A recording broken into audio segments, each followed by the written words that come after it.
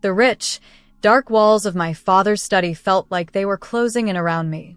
Everything in the room smelled of power. Old books, expensive wood, polished leather. He signed the papers with a quick, sharp motion. The scratch of his expensive pen sounded louder than it should have, like it was dragging across my heart instead of paper. "There," he said, sliding the stack across the desk toward me. "It's done. The full $5 million from the trust fund will go to Teresa." Just like that, I was erased. My name is Anna Smith.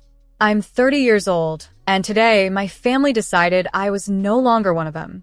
My sister, Teresa, stood by the window, half turned away, trying to hide the smirk playing on her lips. She didn't speak, but the victory in her eyes said enough. My mother sighed from the big leather chair behind me like she'd practiced this scene in her head.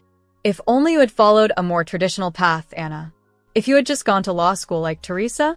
If you had just applied yourself." "I did apply myself," I said softly. My voice didn't rise. It didn't need to. I already knew what was coming. I watched my father's face tighten in frustration. "Playing around with computers in your little apartment isn't applying yourself," he snapped, standing up so fast his chair scraped back. "Your sister is a partner at Williams and Edwards at 33. And you build websites for cafes and dog groomers. You live in a shoebox in the city. That's not a future. That's a hobby." I could have stopped him right there. I could have told him about the company I'd built from scratch. The financial tech platform quietly gaining attention in Silicon Valley. The platform used smart algorithms to help small investors make smarter decisions, something no one else was doing quite like us. I could have told him about the meeting I had next week, actually tomorrow now, with investors ready to write checks in the tens of millions. The fact that we'd just closed our Series A and were already being valued at $450 million. But I didn't. I knew it wouldn't matter.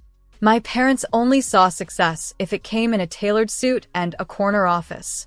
"At the end of your name." "You're right," I said calmly, standing. "I'm not what you wanted me to be. Teresa deserves the money." Teresa flinched. Just a little. For a split second, I saw a flash of the sister I used to know, the one who used to sneak into my room with cookies when I had nightmares. The one who helped me cheat on math homework and told me I was smarter than anyone gave me credit for. "Anna," she started, but I held up a hand. "It's okay, Teresa." "Really? Congratulations on making a partner. You earned it." As I turned toward the door, my mother called after me. "Won't you at least join us for dinner? Your father made reservations at Le Bernardin to celebrate." I paused at the doorway, taking one last look around the study. Every inch of the walls was covered in framed law degrees, awards, and courtroom photos. All belonged to my parents and Teresa. Not one picture of me. Not one token of my achievements. It was like I had never existed. "I have a meeting," I said, "but enjoy the dinner." The car ride back to the city was quiet. Just the hum of the engine and the sound of my thoughts. Strangely, I didn't feel angry. I didn't even feel sad. The money wasn't what I was losing. I had plenty of that now, more than I knew what to do with. What hurt was the message that even after everything I'd built, it still wasn't enough for them. When I got back to my apartment, my phone buzzed. "Sophia, CTO, the VC meeting has been moved to tomorrow morning. Are you ready?" I stared at the screen for a second, then smiled. "Me, more than ready. Let's change the game." Because while my family might have written me off, the world hadn't seen the last of me. Not even close. When I finally got back to my apartment, the small, cramped place my father used to mock, I kicked off my heels and headed straight to my little home office. On the wall, large screens were glowing softly, filled with real-time data from our latest test of the UI system. Numbers scrolled quickly across the displays, each one a sign of another successful prediction. Every update was proof that what we had built was working. The computer games my father used to laugh at had turned into something real, something powerful. We had created ATNA, Adaptive Trading Heuristics and Neural Analytics, a system that could forecast stock market movements with a level of accuracy no human trader could ever match. It processed millions of data points in seconds, spotting trends and patterns hidden deep in the noise. Then my phone buzzed. It was a message from my sister, Teresa. Sorry about Dad. You know how he is. The trust fund doesn't matter anyway, right? You're doing fine with your computer stuff. Even her attempt at being supportive felt like another subtle jab. Computer stuff. Like it wasn't serious. Like it wasn't changing the entire financial world. I stared at her message for a moment before replying simply, "Thanks, Teresa. Enjoy your dinner." I turned my attention back to the pitch deck for tomorrow's meeting with potential investors. The results from our beta testing were incredible. ATNA had outperformed traditional trading algorithms by 40%. Word was already spreading. Some of the biggest banks were quietly reaching out to us, trying to secure early access. Just then, a soft chime echoed through the room, a video call from Sophia. Her face appeared on one of the screens, but she didn't look like her usual upbeat self. "Hey," she said.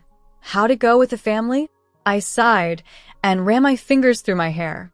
As expected, Dad signed the trust fund over to Teresa. They're probably celebrating at Le Bernardin right now. Sophia shook her head. Their loss. Are you ready to show those VCs what real success looks like tomorrow? I nodded, pulling up another screen filled with fresh test results.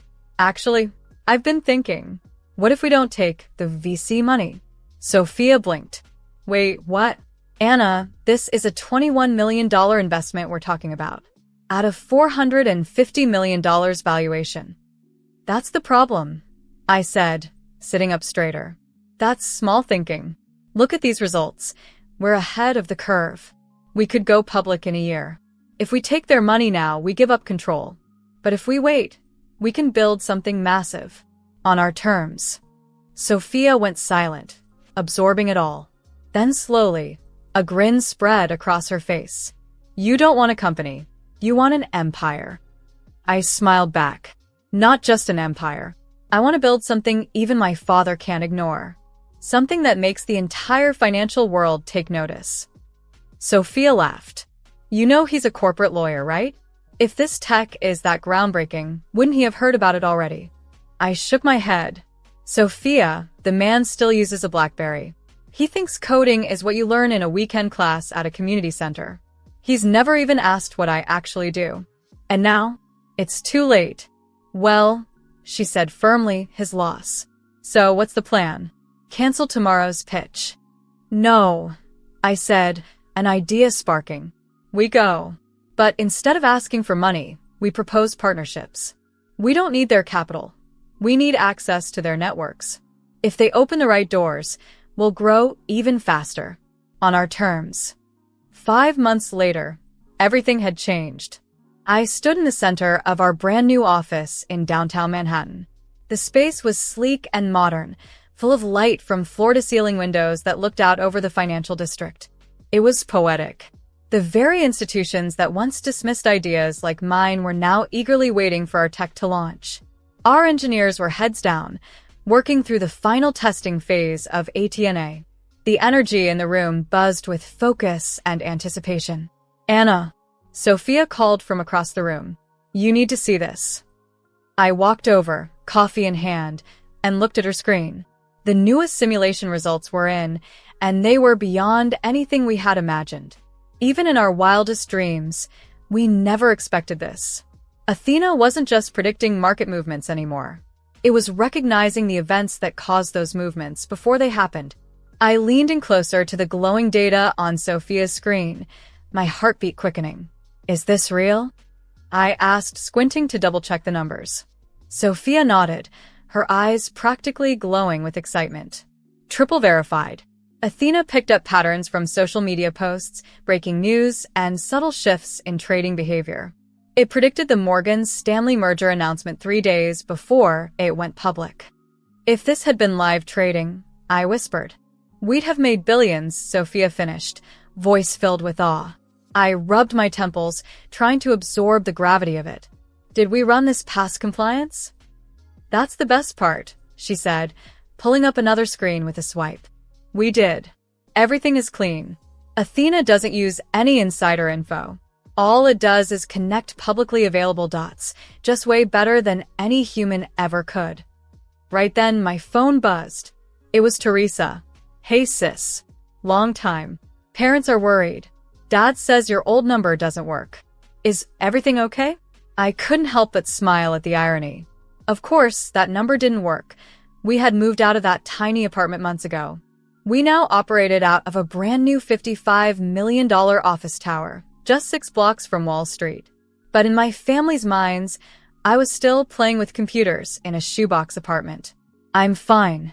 Just busy with work, I replied. Another buzz. This time it was from Jonathan, our head of legal. SEC meeting confirmed for next week.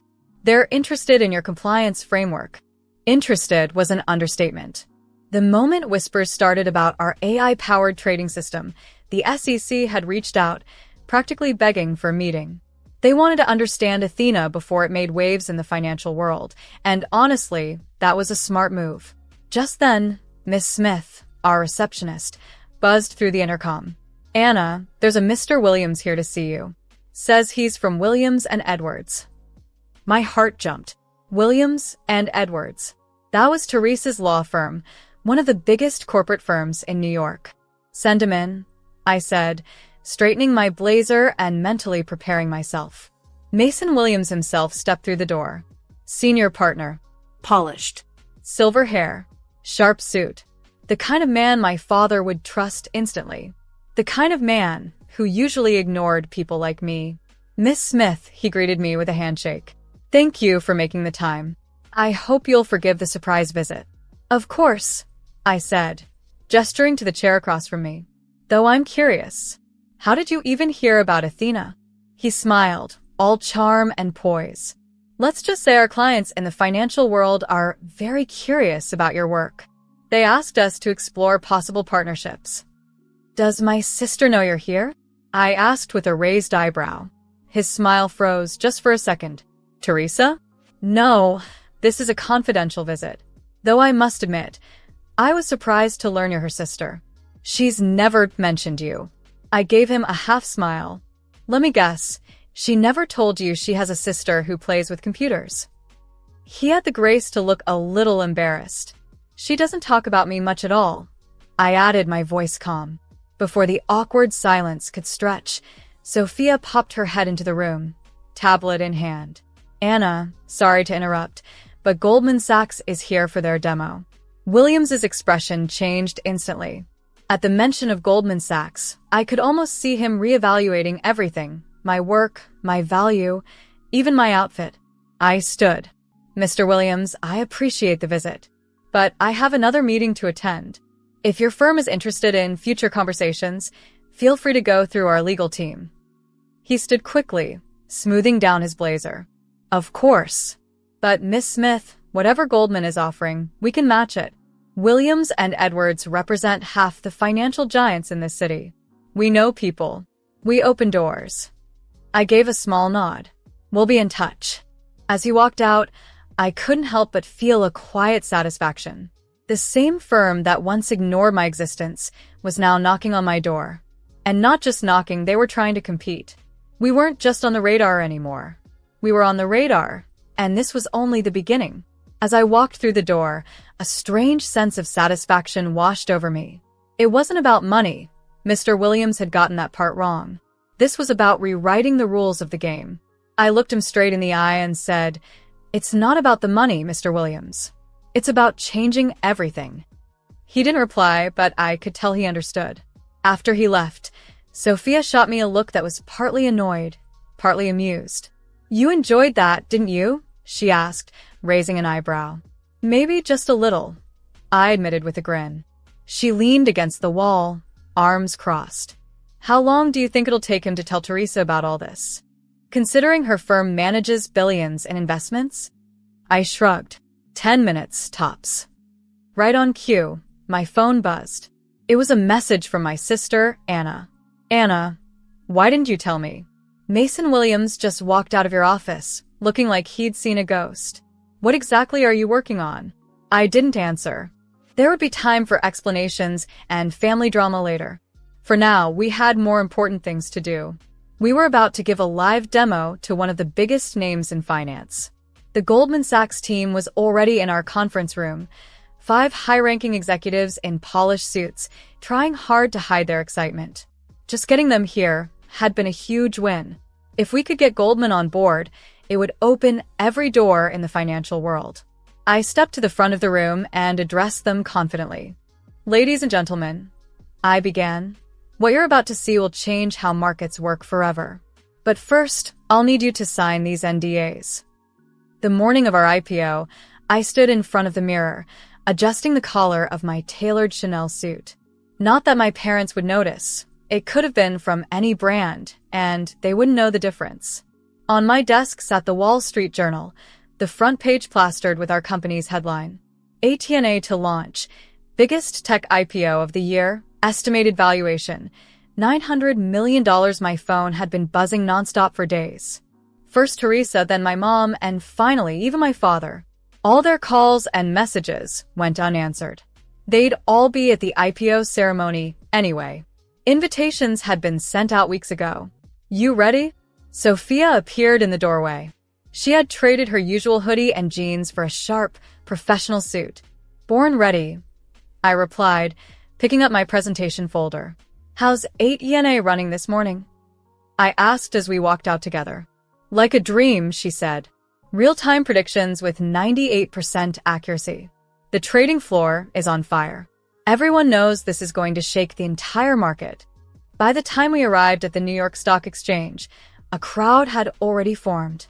Reporters stood in lines, cameras flashing, their voices echoing through the morning air. I caught snippets of their commentary. Youngest female CEO to ever take a company public. A new era in trading technology. ATNA's AI already has contracts with major banks. Inside the exchange, the air was electric. Our entire team was gathered near the podium. Representatives from top banks and financial giants filled the room. In the front row, I spotted my family. My father's face was full of complicated emotions, pride, regret, confusion, and something else, maybe awe. My mother kept dabbing her eyes, overwhelmed. And Teresa just stared at me as if seeing her little sister for the very first time. "Anna," my father said softly, stepping forward as I walked past. "We had no idea." I looked him in the eye. "No, you didn't. Because you never asked." Before he could say anything else, the president of the exchange called me to the stage. The ceremony was about to begin. I stood at the podium, the trading floor going silent as I began. 4 years ago, I was coding in a tiny apartment. People laughed. They said I was wasting my time playing with computers. They couldn't see the bigger picture. But I wasn't playing. I was building the future. I paused, scanning the room, letting the weight of the moment settle. Today, ATNA processes more market data in a single second than Wall Street could analyze in an entire month. We've created something that doesn't just react to the market, it understands it. I looked down at my family. My father's eyes were locked on mine. I saw it now, he finally saw me. "And this," I finished, "is only the beginning." She could predict market movements with almost perfect accuracy, and she did it all while staying within the law and the highest ethical standards. But what truly made her special wasn't just the technology. It was what she represented. The power of believing in your vision, even when no one else does. The IPO ceremony followed tradition, speeches, applause, handshakes, and finally, the ringing of the bell. But the real magic happened when our stock price lit up on the big board. The room held its breath. Then the numbers soared. We had shattered our projected opening. Cheers erupted across the trading floor. People hugged, high-fived, and even cried. At that moment, I wasn't just a CEO of a powerful tech company. I was a founder who had turned a dream into a global force. By launch, my stake in the company was worth over $450 million, more than 100 times the value of the trust fund my father had taken away from me years ago. That didn't matter anymore. I had built something far greater. After the ceremony, my family approached me slowly, almost nervously. Teresa, my older sister, was the first to speak. The calm, polished lawyer was gone. What stood in front of me was just a sister trying to make things right. "Anna, I'm so sorry," she said, her voice shaking. "All this time you tried to explain, but we didn't listen." I gave her a small smile. Save it, I said gently. You all saw what you wanted to see. My father cleared his throat. Princess, about the trust fund. Keep it, I interrupted. Teresa earned it. Just like I earned this.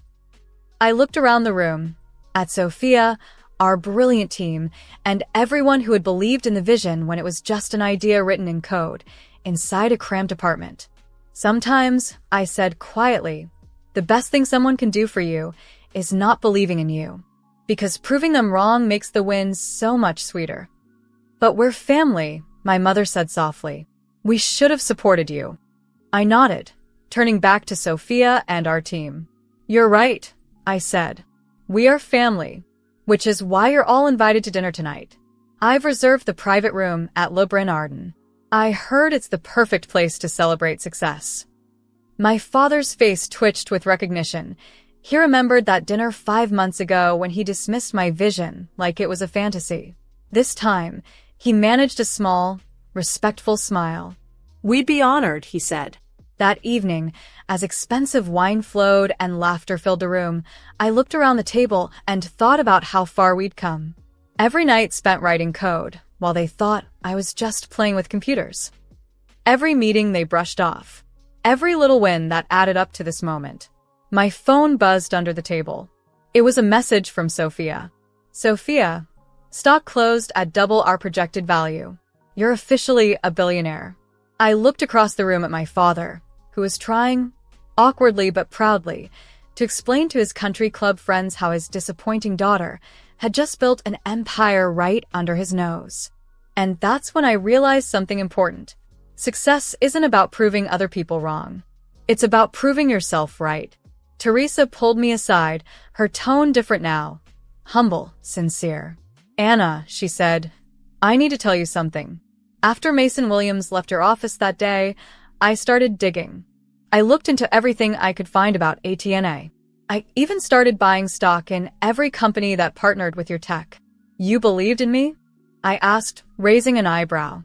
I did, she said. Even if I didn't say it, I made enough to pay back the trust fund 10 times over. Good, I smiled. Because I'm going to need a lawyer I can trust for our next expansion phase.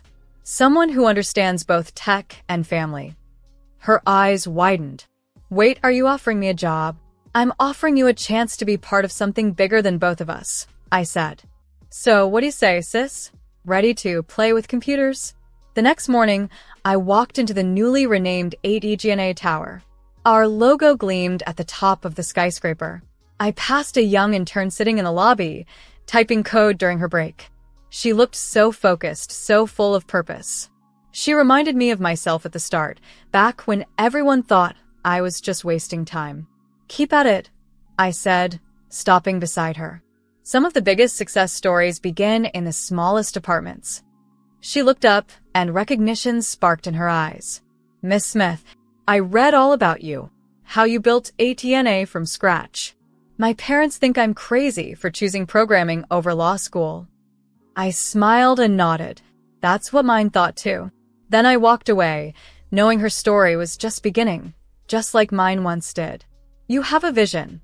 I'll help bring it to life. Hold on to that dream. Remember, the people who doubt you today will be the ones reading your story tomorrow. As I rode the elevator up to my office, I couldn't stop thinking about legacy. Not the kind my father tried to hand me, but the kind you build on your own, bit by bit, line by line, choice by choice. Athena wasn't just changing how money moves. She was showing the world that success doesn't always wear a suit or follow the rules. Sometimes, the most powerful legacy isn't something passed down. It's something you build from the ground up.